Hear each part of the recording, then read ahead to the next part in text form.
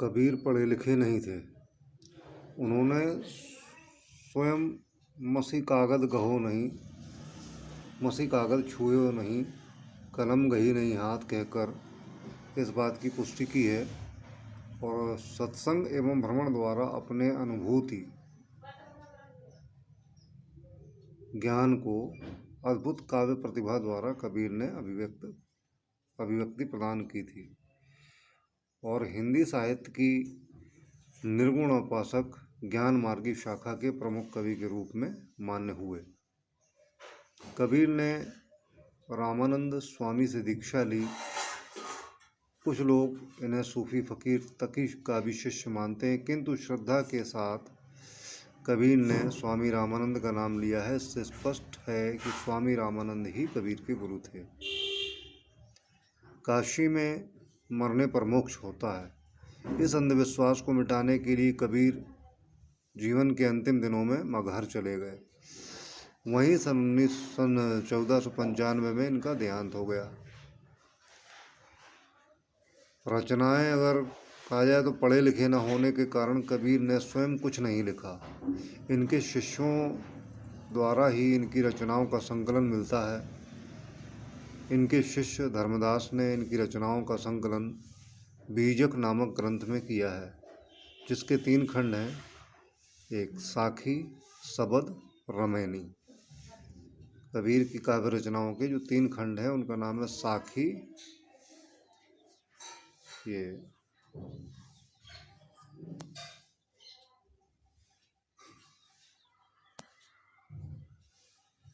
साखी, सबद, रमैनी, ये 3 खंड हैं कबीर की काव्यधारा के। साखी, सबद, रमैनी। अब काव्यगत विशेषताओं पर अगर जाते हैं तो जैसा कि मैं अभी हर दोहे के बीच में ही बताता रहा हूँ, तो कबीर हिंदी साहित्य के निर्गुण शाखा के सर्वश्रेष्ठ कवि या सर्वश्रेष्ठ ज्ञानमार्गी संत हैं, जिन्होंने जीवन के अद्भुत सत्य को साहस और निर्भीकता पूर्वक अपनी सीधी सादी भाषा में सर्वप्रथम रखने का प्रयास किया है। जन भाषा के माध्यम से भक्ति निरूपण का कार्य के प्रारंभ करने का श्रेय कबीर को ही जाता है। कबीर की सदुक्कड़ी भाषा में सूक्ष्म मनोभावों और गहन विचारों को बड़ी ही सरलता से व्यक्त करने की अद्भुत क्षमता है। कबीर स्वभाव से संत, परिस्थिति से समाज सुधारक और विवशता से कवि थे। अब कला पक्ष की बात करें तो भाषा शैली, कबीर की भाषा पंचमेल या खिचड़ी है। इसमें हिंदी के अतिरिक्त पंजाबी, राजस्थानी, भोजपुरी, बुंदेलखंडी आदि भाषाओं के शब्द भी आ गए हैं। कबीर बहुश्रुत संत थे, अतः सत्संग और भ्रमण के कारण इनकी भाषा का यह रूप सामने आया। कबीर की शैली पर उनके व्यक्तित्व का प्रभाव है, उसमें हृदय को स्पर्श करने वाली अद्भुत शक्ति है। और नंबर 2 रस, छंद या अलंकार की बात करते हैं अगर इसमें, तो रस की दृष्टि से कबीर के काव्य में शांत, श्रृंगार और हास्य की प्रधानता है। उलटवासियों का अद्भुत रस का प्रयोग हुआ है। कबीर की साखियाँ दोहे हैं, रमैनियाँ चौपाइयों में तथा सबद गेय शब्दों में लिखे गए हैं। कबीर के गेय पदों में कहरवा आदि लोक छंदों का प्रयोग हुआ है। उनकी कविता में रूपक, उपमा, उत्प्रेक्षा, दृष्टांत, यमक आदि अलंकार स्वाभाविक रूप से आ गए हैं। साहित्य के स्थान कवि एक निर्भय, स्पष्टवादी, स्वच्छ हृदय, उपदेशक एवं समाज सुधारक थे। हिंदी का प्रथम रहस्यवादी कवि होने का गौरव उन्हें प्राप्त है। इसके संबंध में यह कथन बिल्कुल ही सत्य उतरता है। तत्व तत्व कबीरा कही, तुलसी कही अनूठी, बची खुची सूरा कही और कही सब झूठी। तो इसके बाद मैंने कुछ प्रश्न दिए थे करने के लिए, अति लघु उत्तरीय।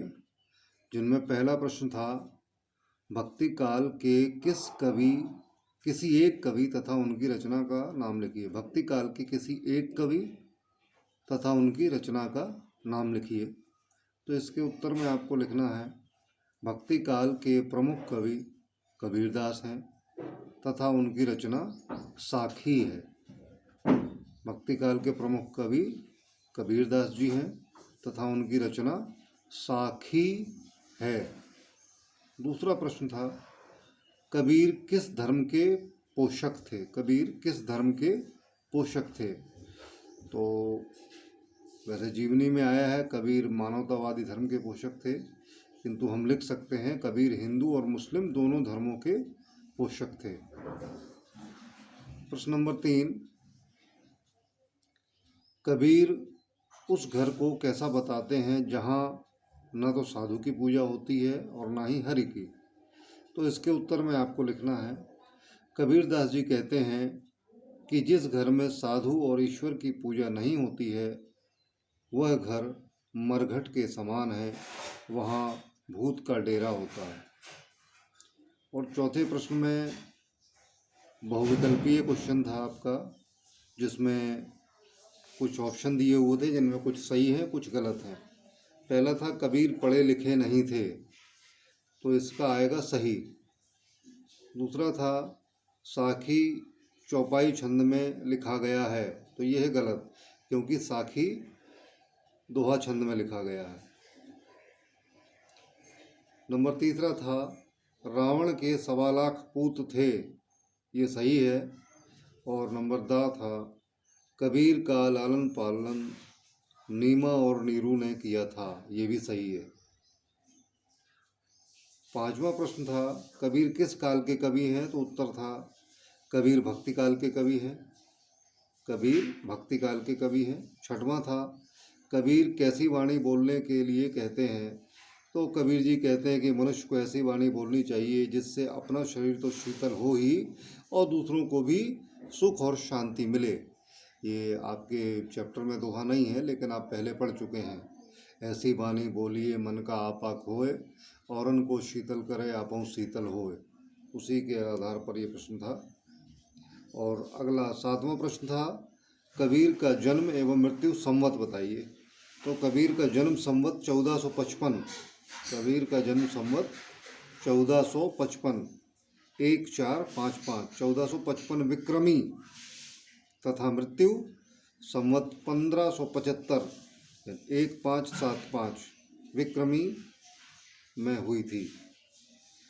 इसके बाद 8वां प्रश्न था, साखी किस छंद में लिखा गया है? तो साखी दोहा छंद में लिखा गया है, ये उत्तर है। और 9वां प्रश्न भी पूछा गया था, कबीर की भाषा शैली की प्रमुख विशेषताएं बताइए। तो इसमें कबीर की भाषा मिली जुली भाषा है, जिसमें खड़ी बोली और ब्रजभाषा की प्रधानता है। इनकी भाषा में अरबी, फारसी, भोजपुरी, पंजाबी, बुंदेलखंडी, ब्रज, खड़ी बोली आदि विभिन्न भाषाओं के शब्द मिलते हैं। कई भाषाओं के मेल के कारण इनकी भाषा को विद्वानों ने पंचरंगी मिली जुली या पंचमेल या फिर खिचड़ी और एक नाम और रखा है सदुक्कड़ी, इन भाषाओं से संबोधित किया है। कबीर ने सहज सरल और सरल शैली का उपदेश दिए। यही कारण है कि इनकी उपदेशात्मक शैली क्लिष्ट तथा बोझिल है। इसमें सजीवता, स्वाभाविकता, स्पष्टता, प्रवाहमयता के दर्शन होते हैं। इन्होंने दोहा, चौपाई एवं पदों की शैली को अपनाकर उनका सफलतापूर्वक प्रयोग किया। व्यंग्यात्मकता एवं भावात्मकता इनकी शैली की प्रमुख विशेषताएं हैं। और अंतिम प्रश्न था, कबीर की रचनाओं की सूची बनाइए। तो रचनाओं की सूची में आपको सिर्फ लिखना है साखी, सबद और रमैनी। साखी, सबद और रमैनी। अब काव्य सौंदर्य एवं व्याकरण बोध में देख लें। से पहला प्रश्न दिया है, निम्नलिखित शब्दों में तत्सम रूप लिखिए। निम्नलिखित शब्दों के तत्सम रूप लिखिए। तत्सम मीन्स उनकी संस्कृत रूप लिखना है। और शब्द दिए हैं ज्ञान, अंधियार, सहम्बल, भगति, दुख और त्योहार। ज्ञान, अंधियार, सैंबल, भगति, दुख और व्यवहार। इनको देखिए, नीचे तत्सम रूप बनाया गया है। ज्ञान जिस प्रकार लिखा हुआ है, आधा गा बड़ा या और ना ज्ञान, ये आप जानते हैं कि अशुद्ध है और ये तद्भव रूप है, तो इसका तत्सम रूप लिखना पड़ेगा हमें, जो शुद्ध रूप है ज्ञान। भगति, भगति भी तद्भव रूप है, जो कि संस्कृत शब्द से बिगड़ा हुआ रूप होता है, उसको तद्भव बोलते हैं। और प्रधान संस्कृत रूप होता है किसी शब्द का, उसको तत्सम बोलते हैं। तो भगति का तत्सम है भक्ति। अंधियार, ये भी अंधकार का बिगड़ा हुआ रूप है, तो सही शब्द है अंधकार। दुख, दुख भी तद्भव रूप है और इसका तत्सम रूप है दुख। सैंबल, सैंबल तद्भव है और सेमल तत्सम। व्यवहार, व्यवहार तद्भव है और इसका तत्सम बनाया गया है व्यवहार। उसके बाद आगे देखते हैं दूसरा प्रश्न। निम्नलिखित पंक्तियों में अलंकार एवं छंद बताइए। जैसे कि पहली पंक्ति दी गई है, इसमें लिखा है सतगुरु हमसु रीझ कर एक कहा प्रसंग। सतगुरु हमसे रीझ कर एक कहा प्रसंग। दूसरे में दिया है माया दीपक नरपतंग भ्रमी में पड़ंत। तीसरे में दिया है यह ऐसा संसार है जैसे सैंबल फूल। ध्यान देना है, इनमें हमें ढूंढना है अलंकार और कौन सा छंद है वो बताना है। और जिस प्रकार इसके उत्तर जो दिए हुए हैं, तो पहले दोहे में अगर हम देखें तो रूपक अलंकार है और छंद तो दोहा है। छंद सभी दोहे हैं कबीर के, जो कबीर पाठ हमने पढ़ा है उसमें जितनी भी साखी पढ़ी है वो सभी दोहा छंद में ही लिखे गए, सबके सब दोहा छंद हैं। अब इसमें अलंकार की बात करें तो रूपक अलंकार है। सतगुरु हमसे रीझ कर एक कहा प्रसंग। सतगुरु का अर्थ है जो सच्चा गुरु है। दूसरे में है माया दीपक नरपतंग, इसमें भी रूपक अलंकार है। उपमा दी गई है माया रूपी दीपक और पतंगा रूपी मनुष्य, और अनुप्रास भी है इसमें, भ्रमी में पड़ंत। तो यहू ऐसा संसार है, इसमें भी उत्तर में देख लें, इसमें रूपक तथा उपमा दोनों अलंकार हैं। रूपक तथा उपमा दोनों अलंकार हैं। यहू ऐसा संसार है जैसा, जब भी जैसा सम समान सा आ जाए तो वहाँ पर उपमा अलंकार होता है, उपमा अलंकार होता है। और रूपक में जब किसी चीज़ को किसी अन्य चीज़ की रूप में, उपमेय को उपमान की तुलना की जाए या रूप दिया जाए, वहाँ रूपक अलंकार होता है। इसमें सम समान सा और जैसा नहीं आता। जैसे चंद्रमुख तो कहेंगे हम रूपक अलंकार, अगर कहेंगे चांद सा मुख तो सा आ गया इसमें तो उपमा अलंकार। इस तरह से अलंकार में भेद होता है उपमा और रूपक में। अब अगले प्रश्न में तीसरे में कबीरदास जी का दोहे की फिर लाइनें दी गई हैं। जब मैं था तब हरि नहीं, अब हरि है मैं नाही। पंक्ति का काव्यगत या काव्य सौंदर्य स्पष्ट कीजिए। तो इसमें देखिए स्पष्ट लिखा हुआ उत्तर में, यहाँ कवि का संदेश है कि ईश्वर के लिए प्रेम, ईश्वर प्रेम के लिए अहम को त्यागना ही पड़ता है। अहम माने अहंकार, अहंकार को त्यागना ही पड़ता है। भाषा सभी दोहों में आपको पंचमेल लिखना है या पंचमेल खिचड़ी या सदुक्कड़ी। शैली अलंकारिक है, इसमें रस शांत तथा भक्ति है। छंद दोहा है, दोहा का ही दूसरा नाम साखी भी होता है।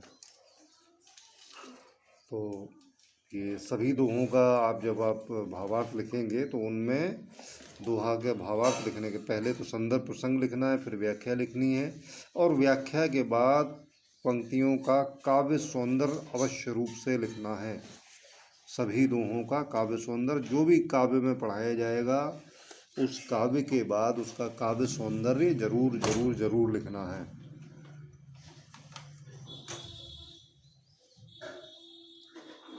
तो ये आपका चैप्टर कबीरदास या कबीरदास की साखी यहाँ पर समाप्त होता है। और गृह कार्य में आपका मैं बता ही चुका था। पहले तो सभी दोहों के भावार्थ लिखना है, भावार्थ के बाद शब्दार्थ, कुछ जो प्रश्न मैंने दिए थे अति लघु उत्तरीय उनके उत्तर, और उसके बाद ये अभ्यास कार्य में कम से कम एक दोहे का काव्य सौंदर्य आपको फेयर में लिखना है। सॉरी, एक दोहा क्यों, सभी दोहों का काव्य सौंदर्य। सबसे पहले तो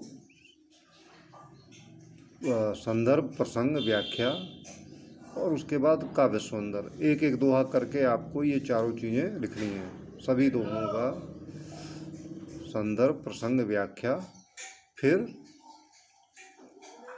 काव्य सौंदर्य। एक बार मैं फिर बता देना चाहता हूँ कि आपको कोई नई कॉपी या नई बुक की आवश्यकता नहीं है। बुक मैं आपको दिखा रहा हूँ, दोहे आपको दिखा रहा हूँ।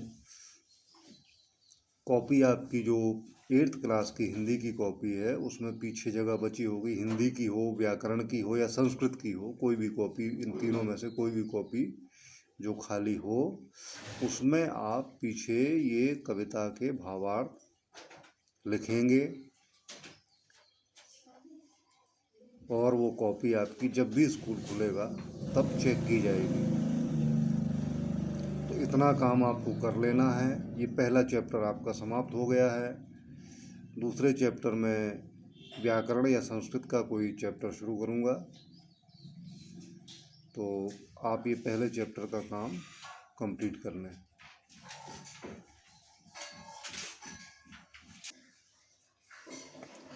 एक बार पुनः ये शब्दार्थ का फोटो जो आपके सामने दिख रही है, ये साखी अध्याय के कबीरदास जी के दोहों के शब्दार्थ हैं। तो कृपया इनको आप पॉज कर लें और ये सारे मीनिंग कॉपी में नोट कर लें। बाकी और जो कुछ मीनिंग आए हैं वो दोहों के बीच बीच में मैं बताता गया हूँ, उनको ध्यान से आप दोबारा सुन सकते हैं, बार बार सुन सकते हैं। और कोई समस्या अगर आती है और कोई क्वेश्चन अगर आप पूछना चाहते हैं तो संबंधित व्हाट्सएप नंबर आपको दिया जाएगा, उस नंबर पे आप क्वेश्चन डाल सकते हैं, तो आपके प्रश्न का उत्तर दिया जाएगा।